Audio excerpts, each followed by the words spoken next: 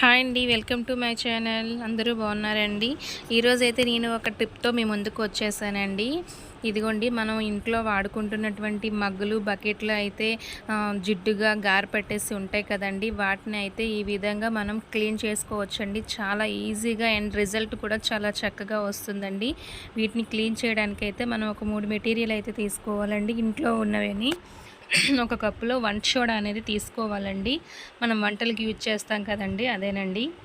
ఆ వంట సోడాను కొంచెం తీసుకొని అందులో ఒక నిమ్మ చెక్క అనేది పిండుకోవాలండి. ఆ నిమ్మ చెక్క పిండిన తర్వాత వాటి రెండింటితో పాటు ఇంకొకటి మన ఇంట్లోనే దొరుకుతుందండి. అది మనం యూజ్ చేస్తున్నదేని హార్పిక్ అండి. ఆ హార్పిక్ని కూడా కొంచెం అయితే యాడ్ చేసుకోవాలండి.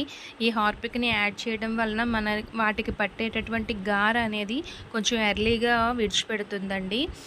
సో ఈ మూడింటి మిశ్రమాన్ని మనం బ్రష్ చేసి వేస్ట్గా పడేయకుండా దాన్ని ఈ విధంగా కూడా యూజ్ చేయొచ్చండి. ఈ విధంగా వాటి మూడింటి మిశ్రమాన్ని ఆ బ్రష్తో కలిపి ఈ విధంగా బకెట్లకి మూలల్లో ఉంటాయి కదండి, ఆ మూలల్లో దాంతో అప్లై చేయాలండి. ఆ విధంగా వాటికి వచ్చే పొంగుని అనేటటువంటి దాన్ని తీసి ఆ విధంగా అప్లై చేసుకోవాలి. అదేవిధంగా మనం బాడీ స్క్రబ్బర్ని యూజ్ చేస్తుంటాం కదండి, లేదనుకుంటే పీసు ఉంటుంది కదండి, బట్టలు గిన్నెలు తోమే పీసు, ఆ పీస్తోనైనా సరే ఆ పొంగుని అనేది తీసి అలా అయితే మనం ఏవైతే క్లీన్ చేయాలనుకుంటున్నామో వాటికి ఆ విధంగా అప్లై చేస్తూ ఉండాలండి. మొత్తం అప్లై చేసిన తర్వాత ఒక 5 మినిట్స్ చాలండి పక్కన పెట్టి, తర్వాత స్టీల్ పీస్ ఉంటుంది కదండి, ఆ స్టీల్ పీస్తో మొత్తం అయితే నీట్గా మనం రఫ్ చేసుకోవాలండి. ఆ విధంగా నీట్గా మనము స్టీల్ పీస్తో క్లీన్ చేసుకుంటే ఇంకా అవి